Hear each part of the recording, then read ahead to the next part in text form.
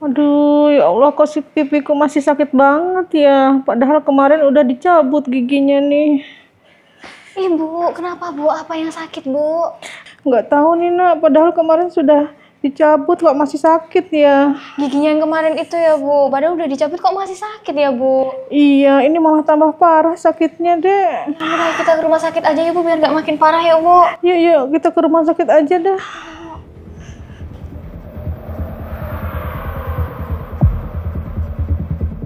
Pada awalnya, keluhannya hanya trigeminal neuralgia yang dirasakan 11 tahun lalu oleh pasien. Jadi memang karena tumornya tersebut melingkupi dari struktur saraf-saraf tersebut, sehingga jika kita tidak mendeteksi lokasi dari saraf tersebut, bisa jadi kita merusak atau bahkan memotong dari saraf tersebut. Jadi pada kasus pasien ini dengan tumor di cerebellopontine angle yang sangat luas bahkan sampai ke supratentorial, sehingga membutuhkan mapping dan monitoring pada hampir seluruh saraf kranialis yang terlibat. Selama ini pengobatannya terapi, terus juga disinar, nggak menghasilkan sembuhnya tuh nggak lama.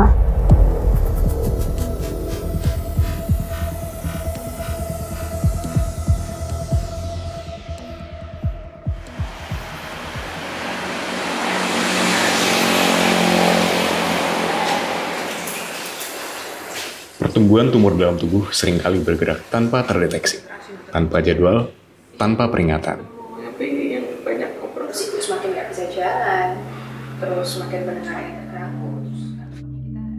Awalnya saya bertemu ibu ini mengeluhkan nyeri di daerah muka sebelah kiri yang sesuai dengan penyakit yang namanya trigeminal neuralgia. Namun setelah saya lakukan pemeriksaan menyeluruh, saat saya bertemu, keluhan ini juga disertai dengan facial palsy sebelah kiri, tipe perifer, kemudian juga disertai paresis nervus 6 sebelah kiri, adanya paresis lidah atau lingual palsy, dan juga adanya hemiparesis dextra. Karena keluhan ini juga tidak terlalu signifikan dan dianggap enteng oleh pasien, pasien tidak berobat lebih lanjut untuk mencari penyakitnya. Dan pada tahun ini, di mana seluruh keluhannya memberat, di mana trigeminal neuralgianya juga akhirnya terus-menerus keluarnya, pasien mulai mencari pertolongan. Jadi penyakitnya ibu itu sebenarnya sudah dari lama, sudah dari 2011. Awalnya dikira itu sakit gigi, tapi giginya masih bagus. Makanya dari dokter gigi dilempar ke dokter saraf. Selama ini ngiranya itu penyakit saraf. Makanya obat-obatnya pun berhubungan sama sarafnya itu. Yang terasa itu di pipi bagian kiri, itu terasa nyeri sekali. Awalnya itu baru tahu ada tumor di otaknya ibu itu ketika melakukan tes MRI di RS Kemenkes. Dari hasil yang keluar dibacakan sama dokternya bahwa di kepala ibu itu ternyata ada gumpalan yang sudah besar, jadi itu harus dilakukan operasi.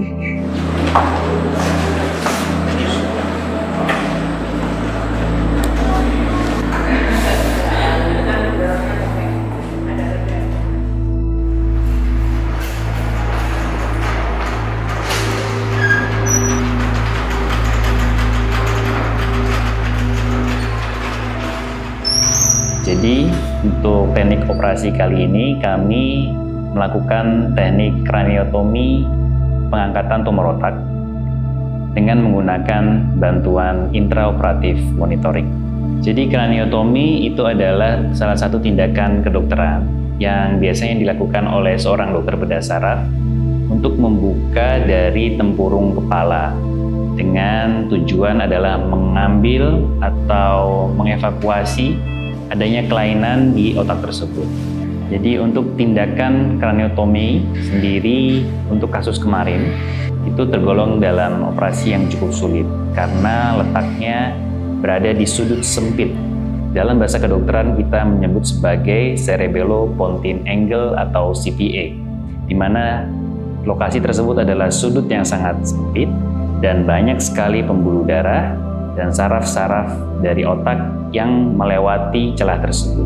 Sehingga tindakan operasi yang dikerjakan di daerah tersebut apabila tidak hati-hati dan tidak dibantu dengan intraoperatif monitoring pasti akan meningkatkan resiko dari cedera struktur saraf-saraf atau pembuluh darah tersebut. Jadi memang karena tumornya tersebut melingkupi dari struktur saraf-saraf tersebut, sehingga jika kita tidak mendeteksi lokasi dari saraf tersebut, bisa jadi kita merusak atau bahkan memotong dari saraf tersebut. Sehingga pastinya setelah operasi akan muncul gangguan-gangguan baru yang tidak diinginkan oleh pasien.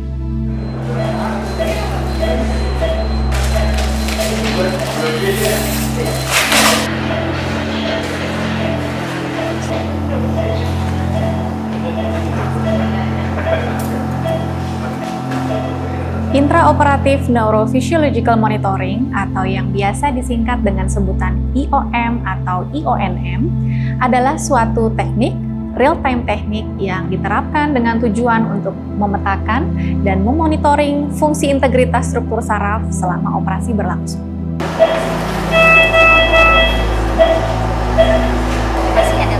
Jadi, sebelum operasi dilaksanakan, kami tim dari bagian bedah saraf, dan neurofisiologi memutuskan untuk melakukan pemasangan IOM pada SCCP upper itu di nervus medianus kiri dan kanan, SCCP lower di nervus tibialis kanan dan kiri.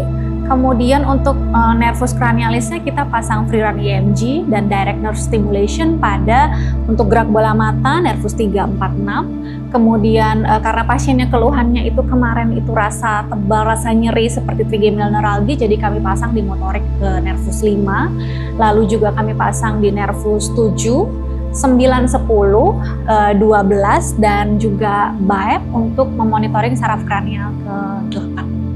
Kita di sana struktur saraf itu sangat penting, berfungsi untuk menggerakkan otot wajah, untuk menelan, dan struktur saraf itu adalah seperti kabel berwarna putih, ya. Dan kadang tumor di sana pun warnanya juga seperti saraf berwarna putih. Jadi kita pada kenyataannya akan sulit membedakan mana struktur tumor dan mana struktur saraf. Sehingga dengan menggunakan intraoperatif monitoring, kita dapat mendeteksi yang mana tumor dan mana saraf. Sehingga akan kita lebih aman untuk mengambil jaringan tumor saja tanpa melukai struktur saraf tersebut.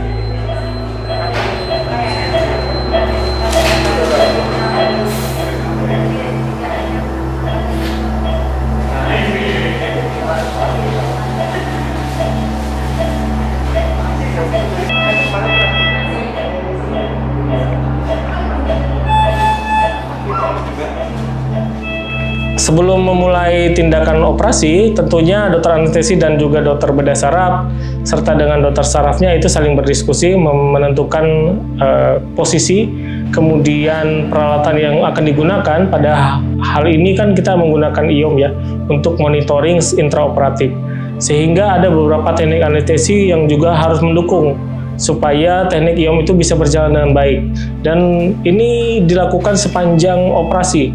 Mulai dari awal sampai akhir alat IOM itu terpasang, jadi kita juga harus memodifikasi teknik anestesi kita supaya membantu kelancaran operasi, termasuk juga menjaga supaya pemulihannya juga berjalan lebih cepat.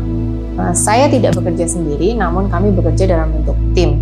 Jadi saya sebagai dokter saraf, saya juga berkoordinasi dengan sejawat saya seperti bedah saraf, neurofisiologi yang akan mengoperasikan IOM, kemudian anestesi, kemudian intensivis, fisioterapi, rehab medik, perawat, dan tentunya kita juga menggait diskusi dengan keluarga pasien. Jadi di sini kita melakukan kerjasama multidisiplin antara dokter spesialis, sehingga harapannya adalah dengan kolaborasi antar tim di sini akan meningkatkan dari outcome pasien.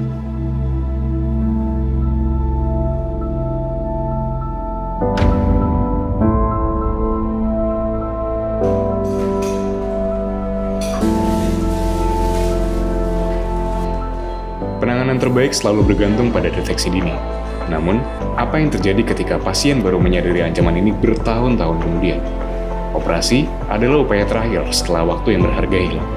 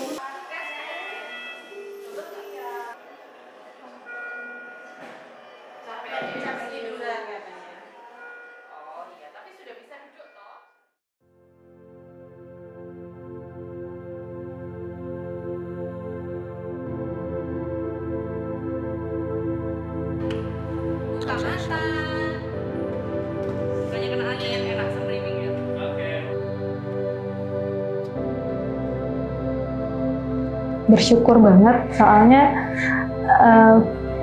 sakit yang dirasakan di awal, nyeri pipinya itu udah nggak ada lagi.